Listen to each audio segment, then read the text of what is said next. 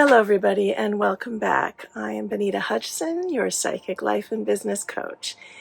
And today I'm starting a new series on what it is to grow up and live and work as a psychic. I believe we're all psychic. It's just a matter of learning how to work with our intuition and trust it and abide by it. And that's often quite a challenging thing, especially if your intuition tells you to do something that goes against what your ego consciousness or your conditioned thinking tells you should do. And that often means stepping outside your comfort zone. So what I'd like to talk about today is what it is to grow up psychic, at least in my humble experience.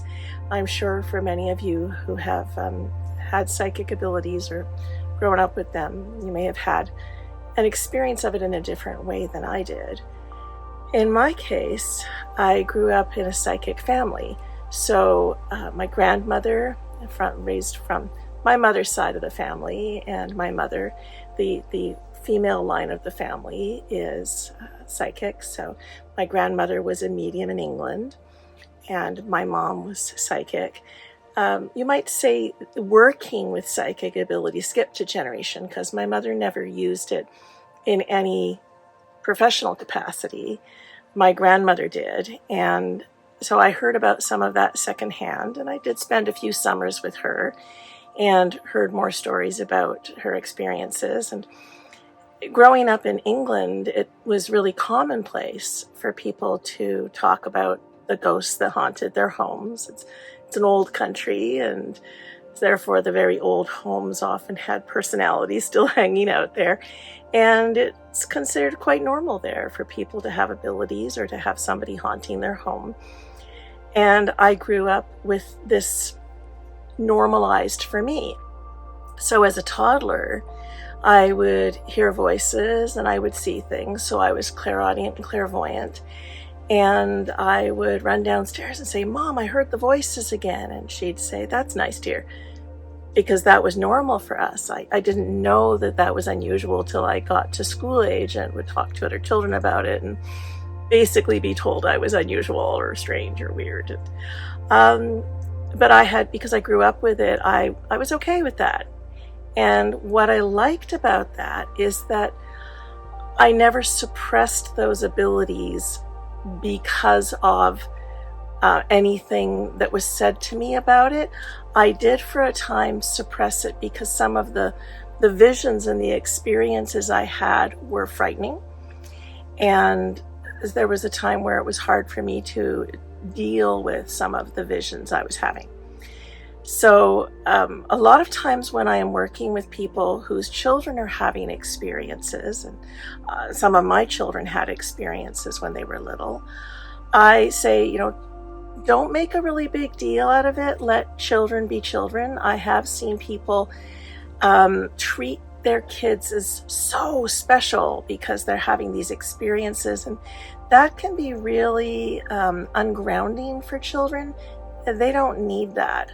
I think it really worked for me that my mother was very matter-of-fact about my experiences. So I just saw them as part of who I was, and I didn't make a really big deal out of it, and neither did she.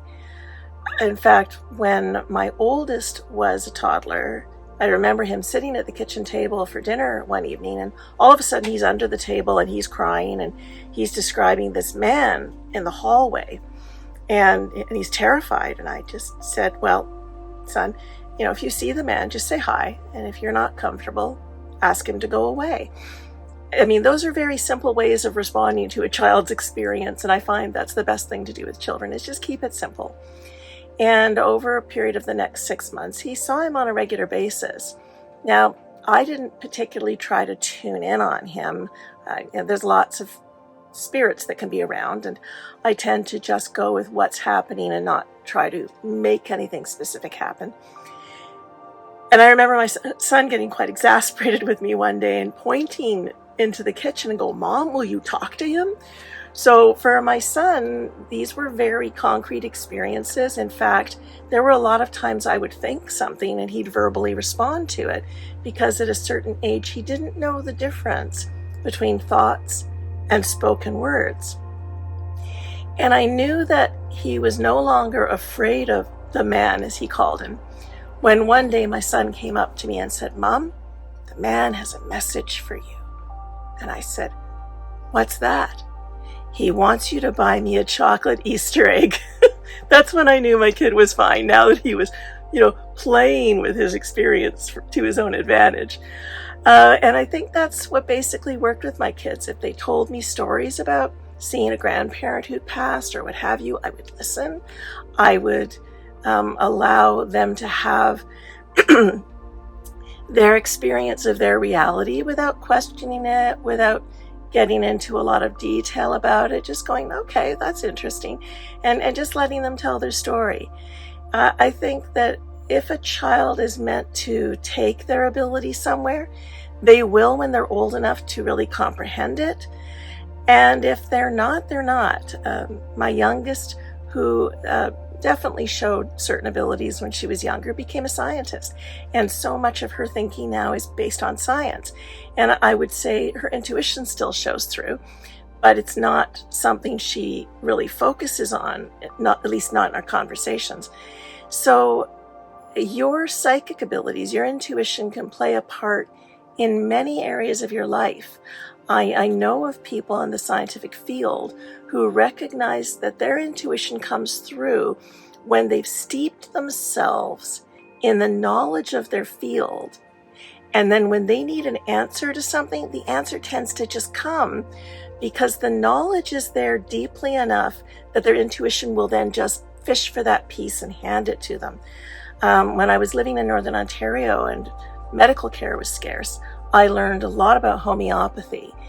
And a lot of times the remedy my kids needed would just come to me because I'd steeped myself enough in the knowledge that that catalog was in my head, and I could trust my intuition to retrieve that piece of information that I needed without me having to go back through and research it.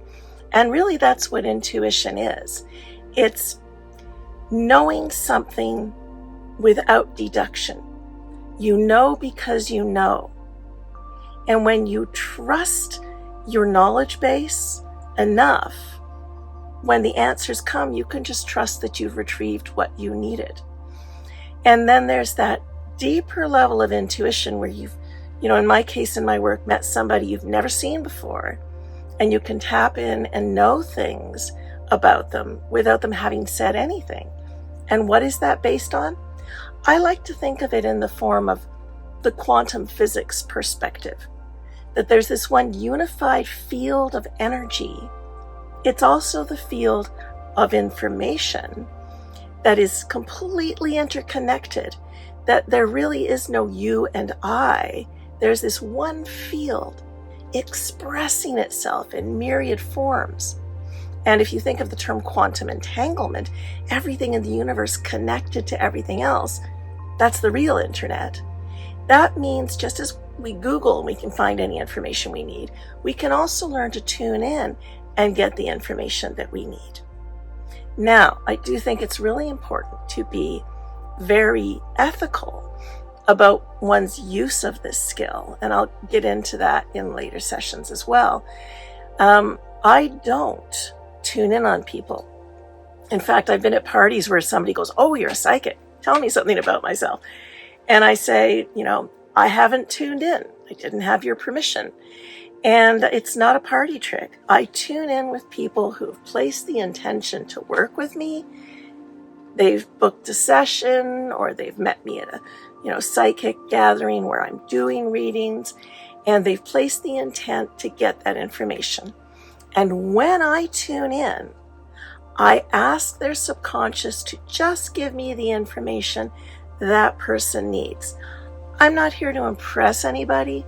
I'm not here to wow you with what I know about you. I'm here to provide information that's actually useful to you on your journey. Now, that doesn't mean you won't find it really interesting and even perhaps entertaining to have me uncover that information, because a lot of times what I'm getting is stuff that's deep in the subconscious, patterns or beliefs that have been operating since you were a little kid that you might not even be aware of anymore, but are actually informing how you see your world, how you see yourself, the way you make decisions. And when that's brought to consciousness, now you've got much more information to work with, and you can make better decisions and make really lasting changes in your life. And that's exciting. It's exciting to live to your full potential and to really know yourself better. So a lot of times people will come to me feeling lost. They've hit that point in their life where something in them is ready to change direction, but it hasn't shifted yet. So they know what they're doing isn't working for them, but they don't know how to pivot, what direction to go. And that's where I come in. That's where I'm able to help tap into that new direction and help them make that shift. So this kind of work can be really interesting, and whether you are working in the field that I am, and I love to support my fellow psychics. I help people hone their skills. I even develop their websites for them and teach them how to market themselves. Or whether you're just somebody who wants to know yourself better, wants to operate with more of your intuition, I'm here to help. And it's a really exciting thing to really know ourselves, know our inner wisdom, become excited about our lives, excited about the direction we're actually meant to take. Because I do think that from the time we're born, we come here with a purpose, but our conditioning can interfere with knowing that purpose. And that's where becoming more psychic or working with a psychic can really help you to fast track to understanding why you're here and what you're here to do, and start living that life of purpose that you were always meant to live. So growing up psychic, to get back to that topic, has meant that my world has been broader and deeper than the world most of us grow up in. Because I could see things other people couldn't see. Because I would get messages in my head. Because I would feel things other people couldn't feel. I had more information to work with in running my life. I remember as a kid, we'd gone away for a few days. I was about maybe 10 or 11 at the time. And as we were getting closer and closer to home, I felt this feeling of dread. I felt this alarm going off inside of me. Something is really wrong at home with one of our cats. And when we got back to the house, one of our cats had chased a marble under the fridge, and its toe pads got caught under the fridge, and it was crying and, in a state of alarm because it couldn't get its paw out. And my dad had to dismantle the bottom of the fridge to free the cat. And because I was emotionally connected to the cat, I got that message. This is not dissimilar to people who, they have a baby and they sense the baby is awake and needing to nurse before the baby even cries out, because they're connected to that child. Or maybe it's your teenager and you sense that something's gone wrong and maybe they were in an accident. It's that awareness because there's a connection. We all have that. We've all had the experience of the phone ringing and we know who's calling before we even pick it up. How do you have that information? Because everything is energetically connected, and energy is information. So more and more we want to trust that information. And a lot of this is just learning how to exercise that muscle that is your intuition. And the more you do so, the more information it's going to give you. So to finish out what we're talking about today, if your children are showing signs of acting on their intuition, maybe they've seen a relative who's passed, or they notice that, Uncle George has this interesting red cloud around his head. Rather than dismiss it, rather than say, oh, don't be so silly, or, oh, you're such a storyteller, just listen. Maybe say, oh, that's really interesting. Is there anything more to that? Let them tell their story, because none of us really knows reality from somebody else's point of view.